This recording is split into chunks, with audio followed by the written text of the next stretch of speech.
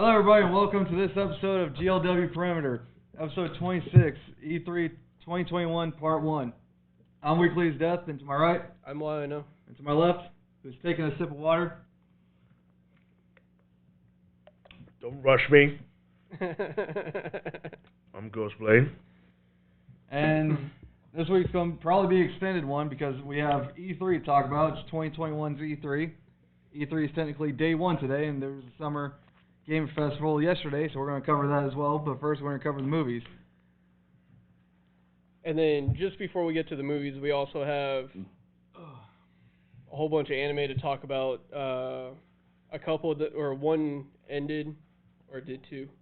I think one. One ended this week, and then 86 was pretty good. Digimon was pretty good. It was a new start. Megalobox is actually getting really good now.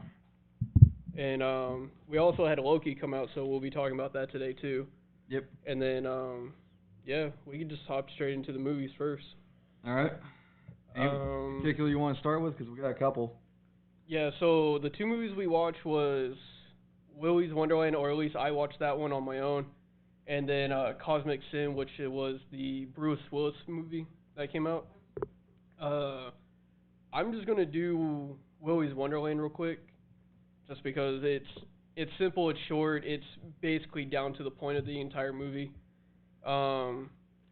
This movie, I would give it a 6 out of 10, because it was good, but it wasn't something that was meant to take serious. It basically, Nicolas Cage is a guy that's driving through the country. He gets stuck in a city. He's put in as a sacrifice towards basically a demonic sacrifice that these employees attach themselves to the robots.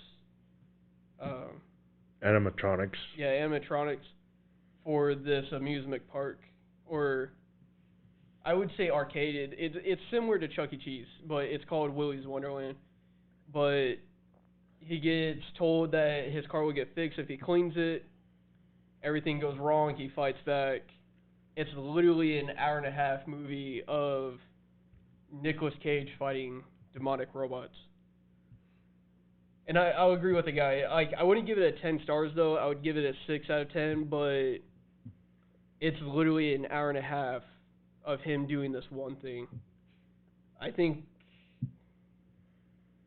if I had to pick anything that I actually enjoyed out of this movie was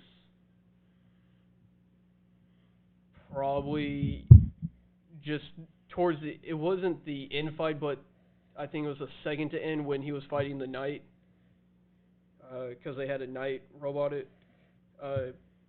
thing. Sorry, I'm tired. But yeah, he was fighting that, and it was interesting. But Now, for my context, if you know anything about Five Nights at Freddy's franchise, just think of that, just sillier. basically, like, do not take this movie 100% serious. Please, just don't.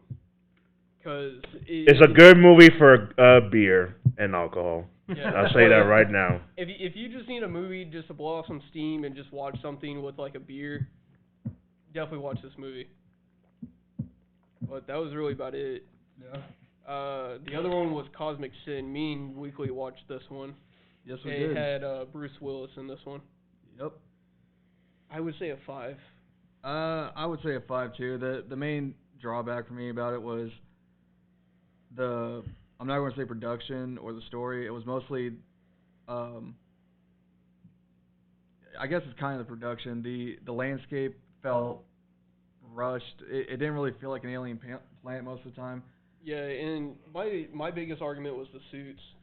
Yeah. Like, you could tell they weren't. They were what kind a of a copy suit. of Halo. Yeah, they were copying Halo, but it wasn't even so much that was my issue. It was when they moved, you could tell it wasn't like an actual suit. Like, you could tell it was Like styrofoam on them, Yeah. and you could hear it a couple times. like they didn't do anything to make it stiff, to make it look like actual space armor or anything. The main It was thing really that disappointing. the main thing I didn't like about the suits was the back. I don't know what you call the upper back of like that medically. is I kept seeing the Master Chief's like shoulder plate on their back. I was like, this is very distracting to me. Yeah, I didn't like how the back was open. Yeah. But it stuck with the story. The story wasn't terrible. No matter how much the story jumped around a lot, there was a lot of unanswered questions with the story. Yeah, I feel like if they had more money to the production, it probably would have been done better. There probably would have been time to like actually explain certain parts. Yeah. But the movie title Cosmic Sin is basically a nuclear bomb that could destroy universes? I think universes or planets, but they weighed heavily so much on it.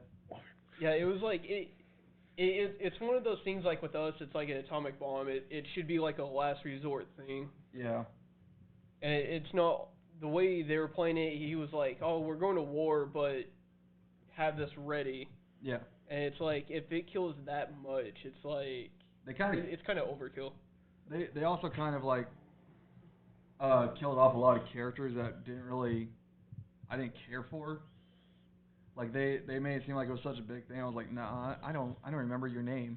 Yeah, the only death that kind of got me was the commander. I kind of wish, or not was he the commander or the captain? I think it was the captain. I know who you're talking about. Yeah, like his death was the only one that kind of pissed me off. Yeah. A little bit, because I was actually expecting him to kind of stay around a little bit more through the story instead of what actually happened to him. Yeah. My only biggest complaint about the movie was the sniper chick, because there's times she's holding a literal tank barrel with one hand and she's swinging around like it's nothing. Yeah. And then there's other times she's like, this thing's heavy. Like, what are you doing? What is this? Yeah, there was a lot of continuity towards certain things, and it showed.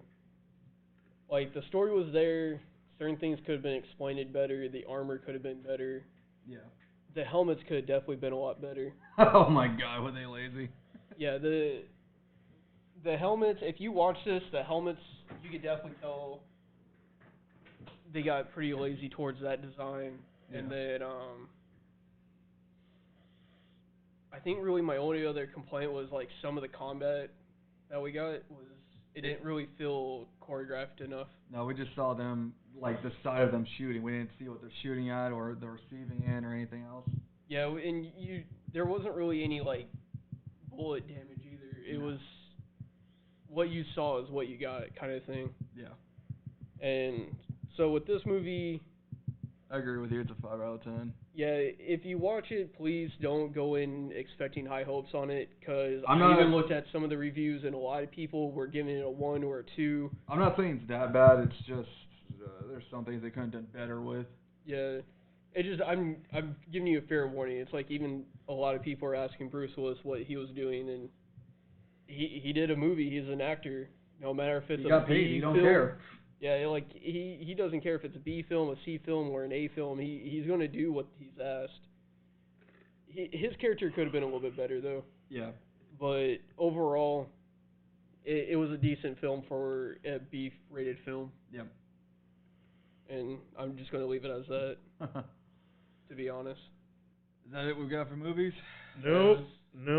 Because here's a movie that people might actually like. On Netflix that just came out yesterday, an animated film called The Wish Dragon. I will have to watch that when I get a chance. Yeah. You guys have no idea. No, I didn't even know it came out. Well, it did. Basically, really the simplest way I can put it, it's set in China. It is a Chinese setting. And it's basically the story of Aladdin. Just with the Chinese aesthetic and setting. Okay, so it's like what... a genie's like a dragon? Yes. Okay.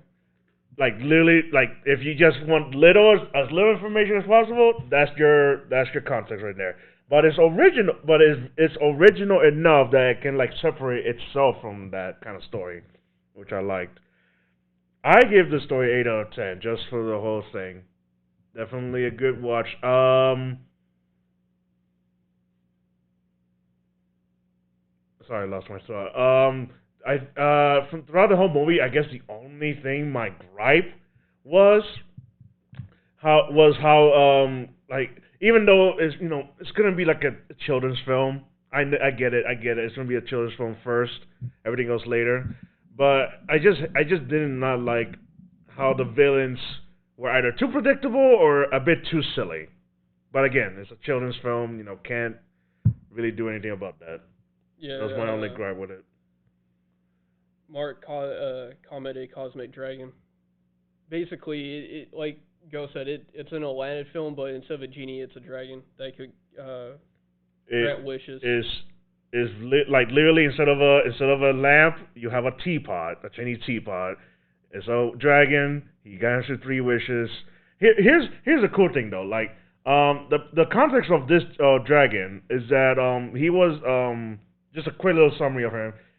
He was like one of those old dynasty emperors, and he was like how do I explain it? Like how they used to be back in the day. Had all this power, money, just did whatever he wants for more power. He thought that everyone liked him, but at his deathbed, like nobody gave a shit about him. And so the gods of the heavens, they punished him by becoming a wish dragon, for him to learn the meaning of life. So his punishment was serve 10 masters with their 3 wishes, and then you'd go back as a spirit again back in heaven.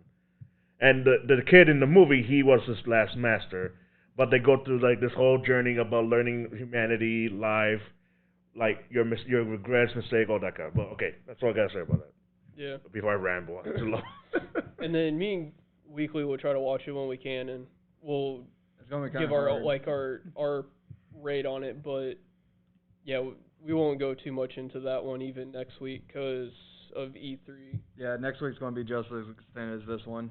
Because technically E3 is only in day 1. Summer Festival was yesterday, so we're covering that too.